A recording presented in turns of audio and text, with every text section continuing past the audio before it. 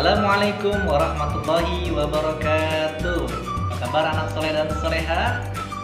Mudah-mudahan kalian semua selalu dalam keadaan sehat walafiat dan senantiasa Allah selalu melindungi kalian semua. Amin ya rabbal alamin. Anak soleh dan soleha, sebelum kita melakukan pembelajaran SKI, alangkah baiknya kita berdoa terlebih dahulu. Berdoa dimulai. A'udzu billahi minasy syaithanir rajim. Bismillahirrahmanirrahim. Rabbi zidni ilman warzuqni fahman birahmatika ya arhamar rahimin. Amin ya rabbal alamin. Nah, soleh dan soleha, masih ingatkah kalian tentang pembelajaran SKI minggu lalu? Ya, yaitu tentang perwiraan Nabi Muhammad SAW dan beberapa perang yang pernah diikuti oleh Nabi Muhammad SAW. Pada minggu lalu kita sudah mempelajari tentang perang Badar dan perang Uhud. Nah, pada hari ini kita akan mempelajari tentang perang Khandaq atau Ahzab. Oleh karena itu, anak soleh dan soleha diminta untuk menyimak video berikut ini.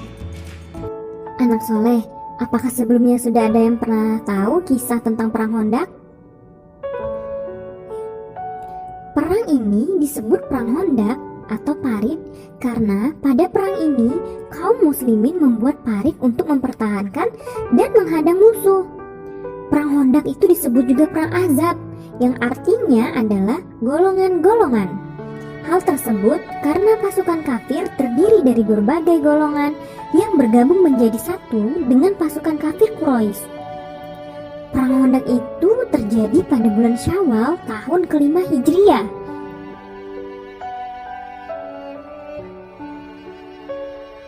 Latar belakang terjadinya perang Khandaq adalah karena Bani Nazir menghasut agar kafir Quraisy itu menaruh dendam kepada umat Islam karena mereka sudah sejak lama ingin menghancurkan umat Islam. Oleh sebab itu, Abu Sufyan segera menyiagakan 10.000 orang yang terdiri dari beberapa kabilah.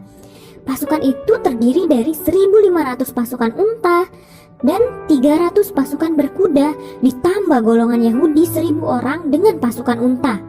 Lalu Rasulullah pun segera mengadakan musyawarah untuk membahas strategi perang. Seorang sahabat yang bernama Salman Al-Farisi yang berasal dari Persia mengusulkan agar kaum muslimin membuat parit atau Khandaq sebagai benteng pertahanan di sebelah utara kota Madinah. Lalu usul dari sahabat tersebut diterima oleh Rasulullah. Kaum Muhajirin dan Ansor yang berjumlah sekitar 3.000 orang bersegera bergotong royong membuat parit dan dipimpin langsung oleh Rasulullah SAW. Dalam waktu yang telah direncanakan, terbentanglah parit di sebelah utara kota Madinah karena hanya dari arah utara inilah yang paling mudah untuk dimasuki musuh. Sementara itu, dari arah lain sangat sulit karena ada pegunungan, perumahan penduduk, dan juga perkebunan kurma. Dengan demikian, kota Madinah telah aman karena dikelilingi benteng yang sulit ditembus musuh. Rasulullah SAW menjadikan Bukit Sila sebagai benteng belakang dan parit sebagai benteng depan. Bendera pasukan Islam dibawa oleh Zaid bin Harits dari golongan Muhajirin dan Sa'ad bin Ubadah dari golongan Ansor. Pasukan umat Islam pun segera disiagakan. Tidak kurang dari 3.000 tentara muslim siap untuk menahan serangan kaum kafir Quraisy. Ketika pasukan kafir Quraisy mulai memasuki Madinah untuk melakukan penyerangan, mereka terkejut menyaksikan kota Madinah yang telah dikelilingi parit. Nah, beberapa orang dari mereka mencoba menerobos parit, tapi gagal. Terjadilah perkelahian hebat antara Ali dan Amru dan diakhiri dengan tewasnya Amru.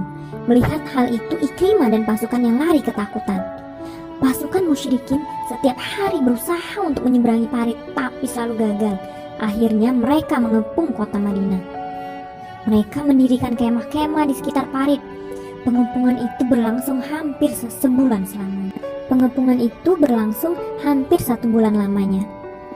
Sementara itu, Nu'aim bin Mas'ud memohon izin kepada Rasulullah untuk membuat taktik memecah belah musuh. Sehingga timbullah perpecahan antara Bani Quraizo dan kafir Quraisy karena mereka saling tidak percaya.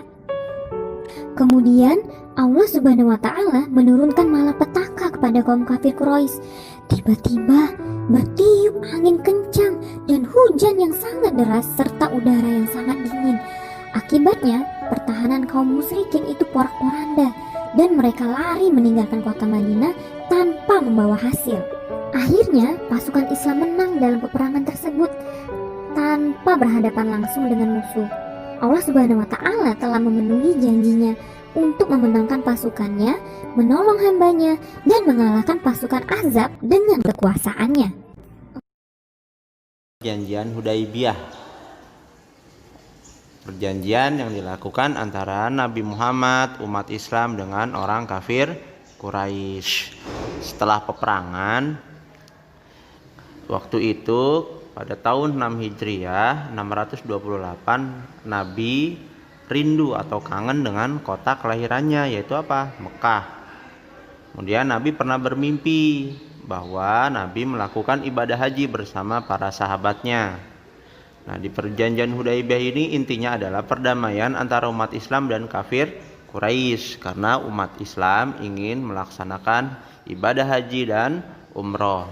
Disitulah terjadi negosiasi atau interaksi Nabi Muhammad terhadap orang kafir Quraisy. Agar apa? Agar umat Islam dibolehkan melaksanakan ibadah haji dan umroh.